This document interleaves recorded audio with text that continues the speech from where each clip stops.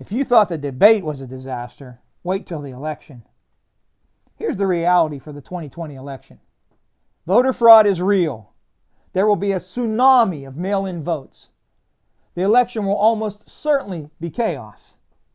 Let's look at the reasons why. Veritas.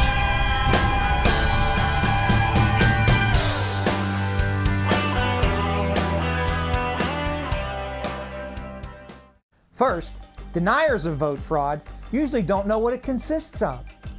Voter fraud comes in at least 7 different forms, from ballot harvesting to false registrations to actually pushing the buttons for elderly in the polling place, and more. So we have to examine the entirety of what we call voter fraud to understand the full impact. Both Republicans and Democrats are seething like never before. So experts predict record voting, perhaps 150 million ballots. That would be 10 million more than the record 2016 turnout. Tens of millions of those votes will be mail-in. The nation has never conducted a mostly mail-in presidential election. How are we doing so far in 2020 with mail-ins? In the primaries, at least 550,000 ballots were rejected. 84,000 alone in New York. 25% of the ballots rejected were in battleground zones. And voting in the primaries was at low levels. In Wisconsin, 3 tubs of unprocessed mail-in ballots were found in a postal processing center. There have been several incidents of mail found in dumpsters, including ballots. The latest in New Jersey. Hundreds of pounds of mail, including hundreds of ballots, were found in a dumpster. In Pennsylvania, 9 military ballots were found in the trash. 7 were votes for Trump. Mail-in voting increases the likelihood of fraud. Even the leftist New York Times agrees with that. They said, mail-in voter fraud is vastly more prevalent than in-person voter fraud. Mail-in voting causes an increase in ballot harvesting. This is the third parties collecting ballots and delivering them to election bureaus themselves. The Wall Street Journal, examining elections in Texas, says mail-in voting has spawned a mini industry of consultants who get in the absentee vote, sometimes using questionable techniques. Yes, ballot harvesting is highly susceptible to fraud. That's why it's illegal in most states. But guess which state has legalized ballot harvesting? You guessed it, Big Blue California.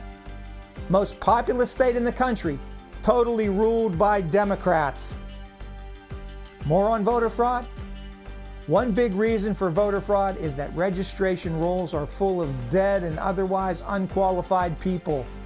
Remember Acorn and the Obama scandal? Philadelphia County Commissioner Al Schmidt testified before our Pennsylvania State House Government Committee in 2017.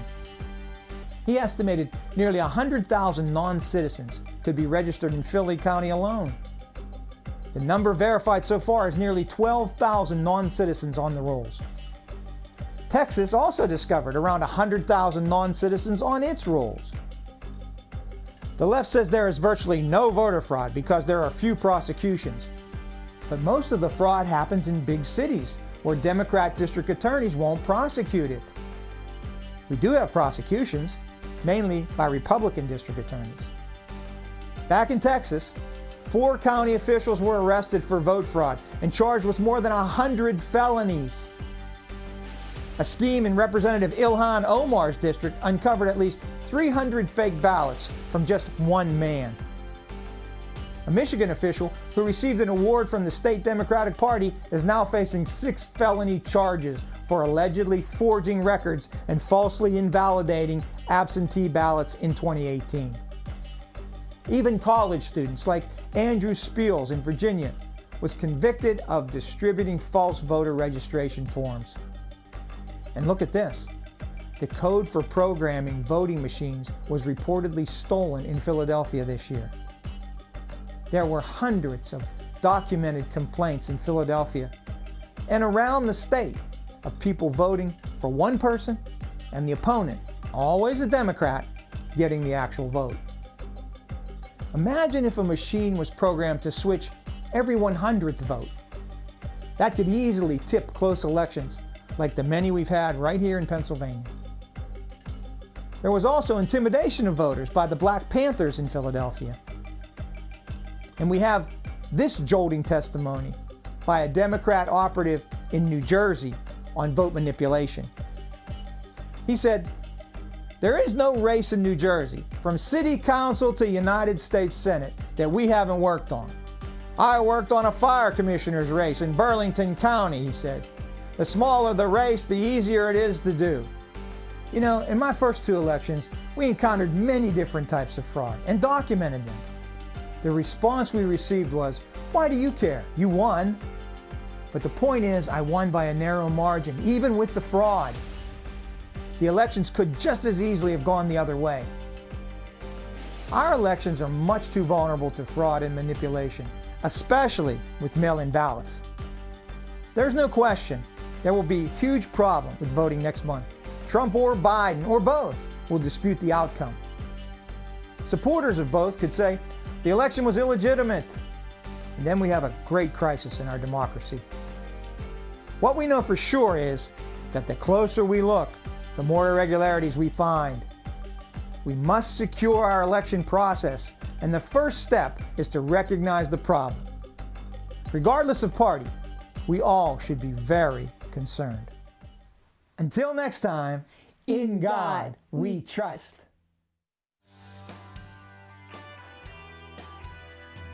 Veritas.